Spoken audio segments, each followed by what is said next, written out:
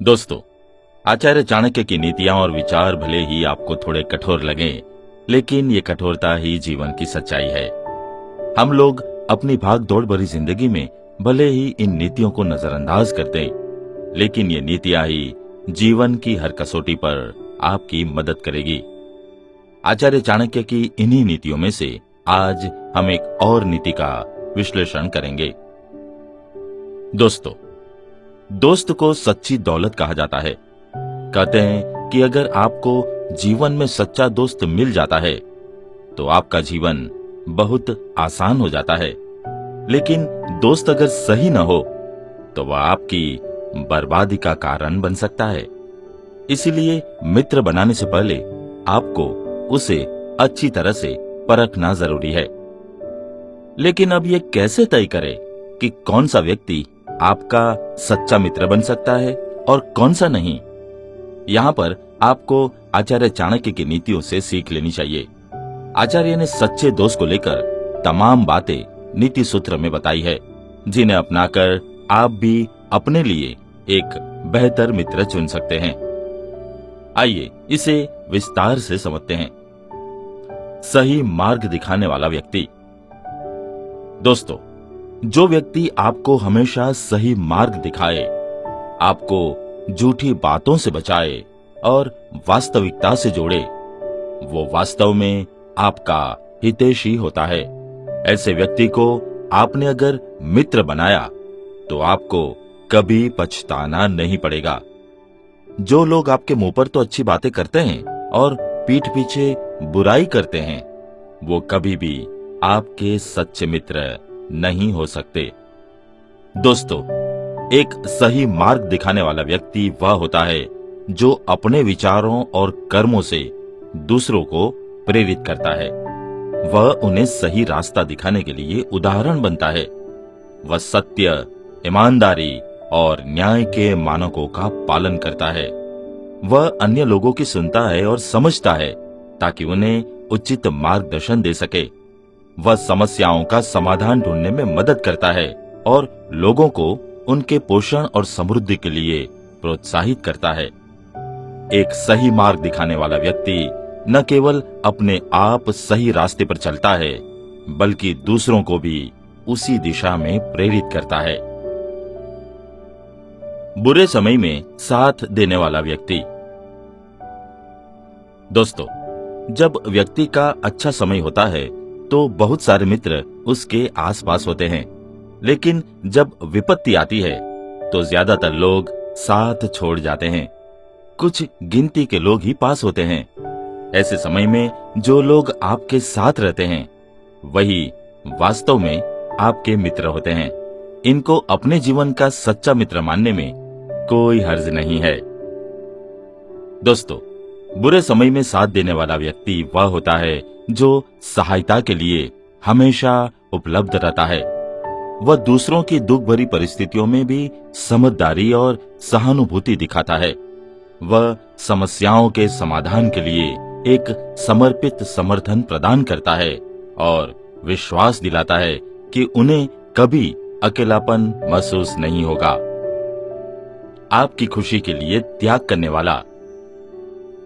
दोस्तों, जो इंसान आपकी खुशी के लिए अपनी खुशी को त्याग देता है वही वास्तव में आपका करीबी होता है।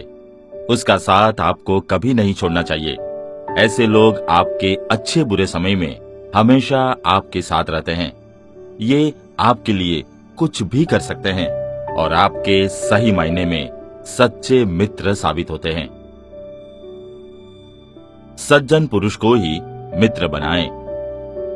दोस्तों, आचार्य चाणक्य के मुताबिक जीवन में संगति का इंसान पर विशेष प्रभाव होता है। इसीलिए मित्र बनाते समय इस बात का जरूर ख्याल रखें कि वो इंसान सज्जन हो। बुरा इंसान आपका कितना भी मित्र बनने की कोशिश करे, किसी न किसी दिन वह आपको धोखा दे ही देगा। साथ ही वह आपके आचरण को भी खराब कर देता है। दोस्तों, सज्जन पुरुष मित्रता के आदर्शों को जीवन में अपनाता है और अपने वचनों को पूरा करने के लिए प्रतिबद्ध रहता है। एक सच्चा मित्र आपकी समस्याओं को सुनेगा और समझेगा, आपके उद्धार और समृद्धि के लिए प्रोत्साहन और सहायता प्रदान करेगा। वो आपके साथ आपकी प्रगति और विकास के लिए खड़ा रहेगा और आपकी मानसिक और आध्यात्मिक उन्नति में आपका समर्थन करेगा। सज्जन पुरुष में विश्वास रखें और आप एक दृढ़ मित्रता की अनुभूति करेंगे जो आपके जीवन भर चलेगी। आइए इसके अनुसंधान में एक छोटी सी कहानी सुनते हैं। कई हजार वर्ष पहले की बात है।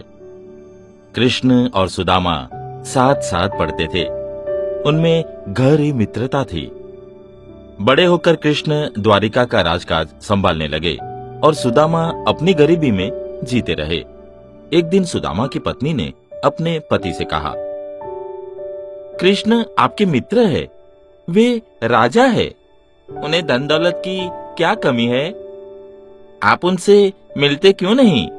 वे आपकी गरीबी को अवश्य दूर कर देंगे। सुदामा ने कहा, हाँ, वे मेरे मित्र अवश्य है, लेकिन बाल सखा है। क्या अब वह मुझ दिन को पहचान पाएंगे? आप पहले जाए तो मुझे पूरा विश्वास है कि वह आपको जरूर पहचान लेंगे। हाल समाचार पूछने के बाद वे आपकी भरपूर सहायता भी करेंगे। आखिर कब तक हम लोग इस टूटी फूटी झोपड़ी में गुजारा करते रहेंगे? आप एक बार जाकर अपने मित्र से मिलिए तो सही। सुदामा द्वारिका जाने के लिए तैयार होकर सोचने लगे। मित्र के घर पहली बार जा रहा हूं, खाली हाथ कैसे जाऊं? कुछ तो लेता चलूं। घर में चावल के दानों के अतिरिक्त और कुछ न था। उनकी पत्नी ने थोड़े चावल कपड़े में बांध दिए। सुदामा अपने मित्र से मिलने चल पड़े। कई दिन चलकर द्वारिका पहुंचे। राजमहल के पहरेदारों ने उन्हें भीतर जाने से रोका। पहरेदारों ने सोचा कि धूल से भरे नंगे पांव वाला यह आदमी भला राजमहल में कैसे प्रवेश पा सकता है।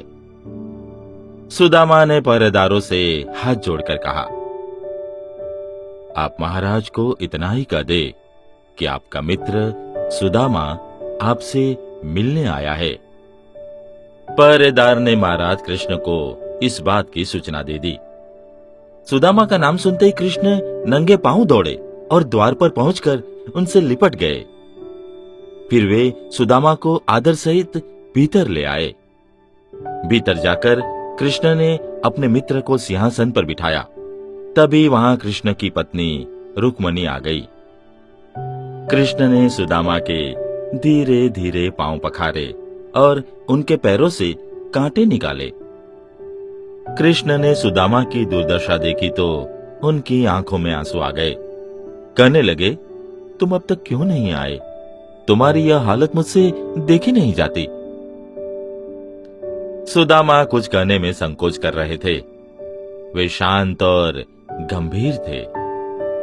कृष्ण ने पूछा, कहो भाभी जी कैसी है?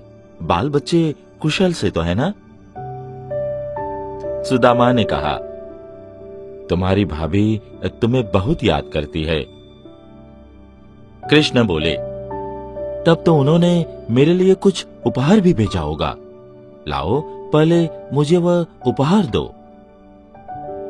सुदामा पहले सक पकाए, फिर चावल की पोटली छिपाने की कोशिश करने लगे, मगर कृष्ण की नजर उस पर पड़ गई।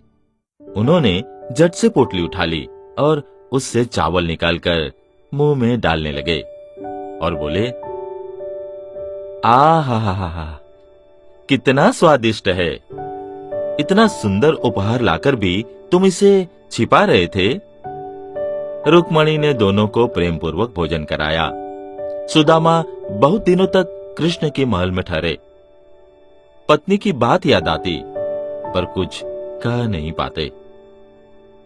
कुछ दिन द्वारिका में रहने के बाद सुदामा घर के लिए विदा हुए। रास्ते में सोचते रहे, कृष्ण ने बहुत सम्मान दिया पर चलते समय कुछ दिया नहीं। उनके मन में विचार आया कि मुझे कुछ मांगना चाहिए था। बिना मांगे कौन देता है। जब सुदामा वापस घर आए तो देखा उनकी झोपड़ी महल में बदल गई है और उनकी गरीबी समाप्त हो गई है। वे समझ गए कि ये सब उनके मित्र की कृपा से ही हुआ है।